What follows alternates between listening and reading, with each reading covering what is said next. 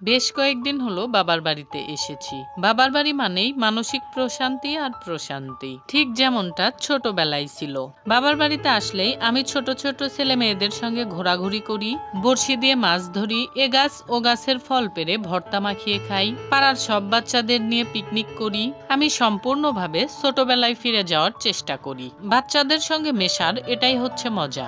এদের মধ্যে কোনো জটিলতা নেই। আপনি বাচ্চাদের সামনে নিজেকে যেমন ইচ্ছা তেমন ভাবে উপস্থাপন করতে পারবেন, এরাও সেটা হাসি খুশি ভাবে এনজয় করবে। আপনি যদি ওদের সঙ্গে সঠিকভাবে মিশতে পারেন তবে ওরা আপনাকে ওদেরই একজন ভেবে নেবে। আপনার আর ওদের মধ্যেকার বয়সের পার্থক্য ওরা কখনোই মনে রাখবে না। আমি বাড়িতে গেলে আমাদের পাড়ার ছেলে মেয়েরা আমার কাছে নিত্য নতুন বায়না ধরে, কারণ ওরা জানে ওদের বায়নাগুলো বড়দের মধ্যে কেউ যদি পূরণ করে সেটা হচ্ছে আমি। ফুরফুরে মেজাজে প্রাকৃতিক পরিবেশে বসে একটু মানসিক প্রশান্তি অনুভব করতেছিলাম। একদল বাচ্চা চলে আসছে, বলতেছে ফুপু আমাদেরকে আমরা ভর্তা বানিয়ে দাও। আমি বললাম ঠিক আছে ভর্তা বানিয়ে দেব, কিন্তু এখন আমার গাছতলা থেকে কোথাও যেতে ইচ্ছে করতেছে না, একটু পরে বানিয়ে দেব। ওরা বলল তোমাকে কোথাও যেতে হবে না, আমরা সবকিছু গাছতলাতেই নিয়ে আসতেছি। আমরা যেখানটায় বসে আছি এখানেই আমরা গাছ ছিল।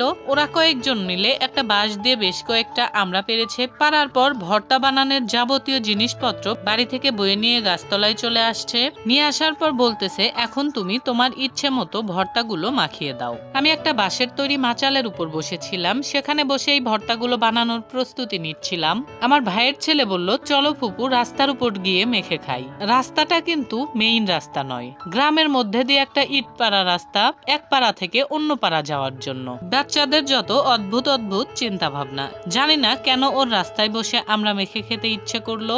যাই হোক, আমি তো প্রথমেই বলে নিয়েছি যে আমি বাড়িতে গেলে বাচ্চাদের সঙ্গে খুব ভালোভাবে মিশে যাই আর ওদের সব ধরনের আবদারই পূরণ করার চেষ্টা করি। তাই তো ওদের এই ছোট ইচ্ছেটা পূরণ করার জন্য সবাইকে সঙ্গে নিয়ে রাস্তার উপর চলে আসছি আমরা ভর্তা বানানোর জন্য।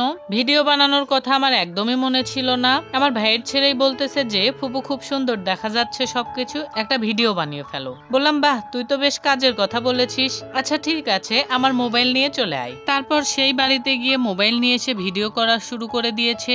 ভিডিও করতে করতে বলতেছে ফুপু বিকেল বেলা পেয়ারা মেখে দিবে।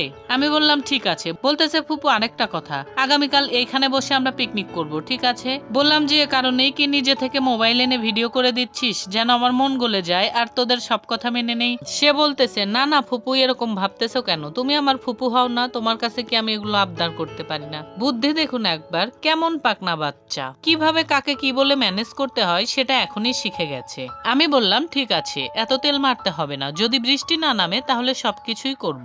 আমার ভাতিজার নাম হুজাইফা। আমার আর হুজাইফার কথা শুনে আমার ভাগ্নে এসে বলতেছে এত কথা বললে কি কাজ আগাবে? কাজ বাদ দিয়ে তোমরা শুধু গল্প করে যাচ্ছ, কখন থেকে বসে আছি ভর্তা খাওয়ার জন্য।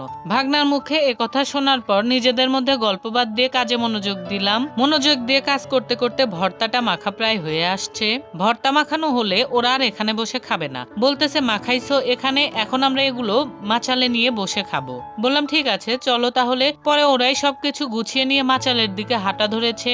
দুজন আবার আরো কয়েকজনকে ডাকতে গেছে। চিন্তা করুন একবার, এই পিচ্চিগুলা আমরা ভর্তা খাওয়ার জন্য কয়েকজন গেস্ট টেনে আনছে, বলতেছে ওদের নাকি বন্ধু বান্ধব এগুলা। তাদের আবার পরনে কারো জামা নেই, যে যেরকম অবস্থায় যেখানে খেলতেছিল সেখান থেকেই চলে আসছে, একটা করে হাফ প্যান্ট পরে। সেই কারণে ভিডিওর সামনে আর আসেনি, ভিডিওর পেছনে বসে খাচ্ছিল আর বলতেছিল সেই স্বাদ।